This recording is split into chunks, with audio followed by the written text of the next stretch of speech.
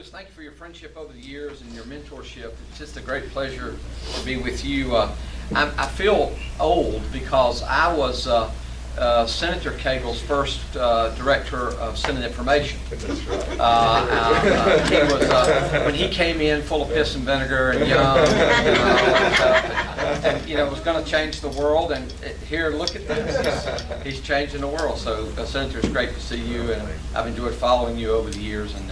And I wish you the good luck on the campaign trail. And it's appropriate that you're here because one of the things that prompted this topic was the need to support our law enforcement. And I know that's something that you're particularly passionate about, so I'll share that with you. I will tell you that my wife admonished me. She said, "You always tell opening jokes about mean wives. You need to tell a joke about a mean husband." And so I've searched exhaustively. I haven't found many stories about mean husbands.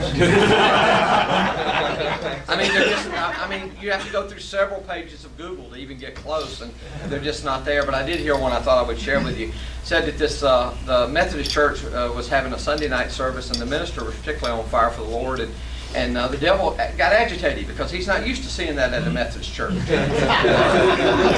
And so he was pretty upset about the whole thing. So he sent a lightning bolt down and struck the pulpit. The minister fled, all of the leadership of the church fled, except for one little old lady sitting on the third row. And finally the devil just appeared in person and glared at her, and she wouldn't move. And so he looked at her and he said, "Do you know who I am?" And she said, "Yeah, I know who you are." He said, "You're not afraid of me?" She said, "No, I'm not afraid of you." So why are you not afraid of me? He said, "I've lived with your brother 32 years. Why would I be afraid of you?" It's good to be with you. Georgia Arson Control is run through Georgia Underwriting Association. And Georgia Underwriting Association, as Lewis mentioned, is set up to help people get insurance on their home or business if they're locked out of the voluntary market. We don't compete with the voluntary market. We're just there as a safety net. But one of the things that we get to do is run what we call the Arson Control Program, which offers a reward of up to $10,000 for information leading to the arrest and conviction of arsonists. Georgia Underwriting Association insures about $3 billion worth of property. We insure 400 homes in Bartow County. And the reason we tend to insure a lot of homes in Bartow County are for a couple of reasons. One, the insurance industry doesn't like you if your roof is old. So if your roof is old, they don't want you. They also don't particularly like you if you have no credit or poor credit. And that's a surprise to a lot of people because you think, what would credit have to do with your ability to get car insurance or home insurance?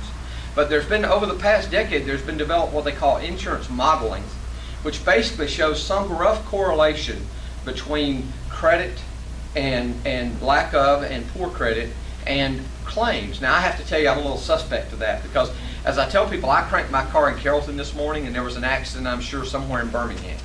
But the two didn't have anything to do with each other, right? So what's happening is you're having people who, my son is here, 24, Jimmy, just bought his first condo. He has no credit because he doesn't have a credit card. He doesn't want to have a credit card. That's just not who he is, not how he was raised. And so when we were co-signing his note, I said to my banker friend in Sunday school, "I've got perfect credit." He came to me and he said, "You don't have perfect credit." I said, "What do you mean?" He said, "You don't owe anybody any money." He said, "You got to owe people money to have perfect credit." So it worries me a little bit that some of that may be affecting my insurance rates, quite frankly, which seems kind of counterintuitive. But one of the reasons that Georgia Underwriting exists is also to promote the arson control program. There are over 150 intentionally set fires in the state of Georgia year to date. And our fire service is put at great risk. When they, there's a special place in heaven for people that run towards danger when your every instinct is to run from it. And so I have a real heart for, I've worked with the Sheriff's Office in Haralson County for over a decade on and off as kind of a public information guy. And I can tell you that a deputy in Haralson County, which is not that far away, with 2 children qualifies for food stamps. And most of our deputies work 2 and 3 jobs doing something. And I always say to people, and I know they're bad deputies and I know they're bad law enforcement officers, but I always say to people, if you'll stop somebody on the side of the road and walk up to a dark car at 3 o'clock in the morning when your closest backup is 30 minutes away and try to have a conversation about what you see them weaving or see them doing something wrong, and you'll do that for $11 an hour, come see me. I've got an application for you. Because there are not many folks that would do that. Frankly, I don't know that I would do it. And so thank God for people that are willing to serve. And our ability to compensate those officers, and nobody wants an unfunded mandate, I get that. And it is also about local control, but there's a couple things that's happened I want to make you aware of. Many years ago, the Policemen's Benevolence Association, PB, and I'm going to get the acronym wrong, but they basically set up a supplemental retirement program for peace officers. And that was designed to be a supplement. And that's back when we had defined benefits. Well, as all of you know in business, those are kind of going by the way of the dinosaur. Nobody has defined benefits anymore. They tell you to invest it in a 427 or a 401k or something like that. So, but tell a guy who's got 2 kids making $11 an hour to take his extra money and put it in a 457 program or 427 program, 401 or 40 something, right? There's no money to invest. So what's happened is the idea of saving money and being able to put it back for your retirement, if you're not making enough to feed yourself, it's pretty tough because all of your money's wrapped up in canned goods, not 401ks. You know, I mean, your assets are in the pantry. You know, the beanie weenies and the soup. That's your assets. And so at the end of the day, what's happened is this thing that was designed to be a supplemental retirement has become the primary retirement for many of these folks. And it really is a problem. As a matter of fact, so many deputies, and the governor could tell you more than I could, but so many deputies have their Social Security and they have $400 or $500 a month in a pension. And so we have to do something about that. And I will tell you that one of the things that I've been advocating for with anybody to listen is we pay a 1% additional fee on our property insurance to fund the firefighters' pension program. I'd like to see us do something like 0.25% on the auto to fund the peace officers' pension program. Because the peace officers support, I mean, listen, they do the accident reports, and the insurance industry has them out there taking notes for them. And so they benefit in some respects. And I will tell you, and I'll come back and talk about commissioner, but as commissioner, one of the things you have the power to do is to decide what is an allowable expense and what is a non-allowable expense for purposes of rate calculation. So it's very conceivable to tell the industry, you cannot deduct that 0.25% and pass it along to the consumer. So it's a great way to maybe do some small funding, and they've been trying to do that for a while. Fraternal Order Police and some others. It's a great way to think about that. But we've got to do something, because if you think about it for a moment, and I want to be real respectful of the governor's time, but if you think about it for a moment, our respect for institutions overall has declined significantly. As a matter of fact, the most popular target for arson is churches, schools, and businesses, particularly churches.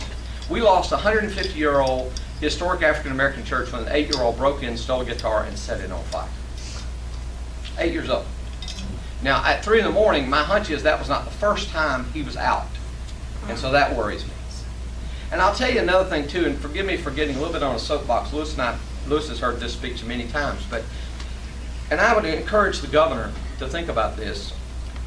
I've been telling people, all my friends in leadership for years, we're treating the symptoms of the problem, not the disease. The symptoms of the problem is our breakdown of our families.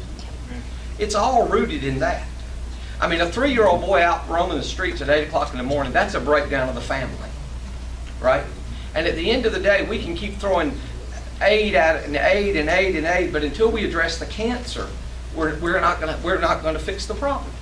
But nobody wants to do that, see, because we live in this era where we're supposed to honor everybody's feelings. We can't dare tell you you're wrong. God forbid somebody tell you you're wrong.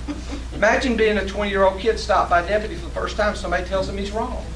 He hasn't been told he's wrong. He's 20 years old. Nobody's ever told him he's wrong. Teachers haven't told him he's wrong. Nobody's ever told him he's wrong. Because we want to honor his feelings. You know, I said to people, it's gotten so ridiculous that if you announce you're a giraffe, I have to honor you in your giraffeness.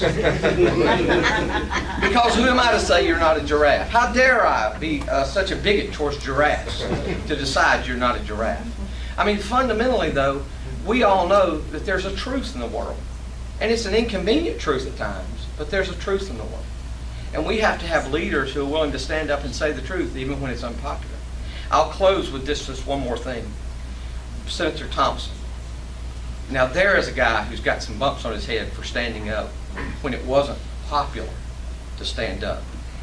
And y'all are very lucky to have him. I know y'all know that. I know I'm preaching to the choir, especially since he's the landlord.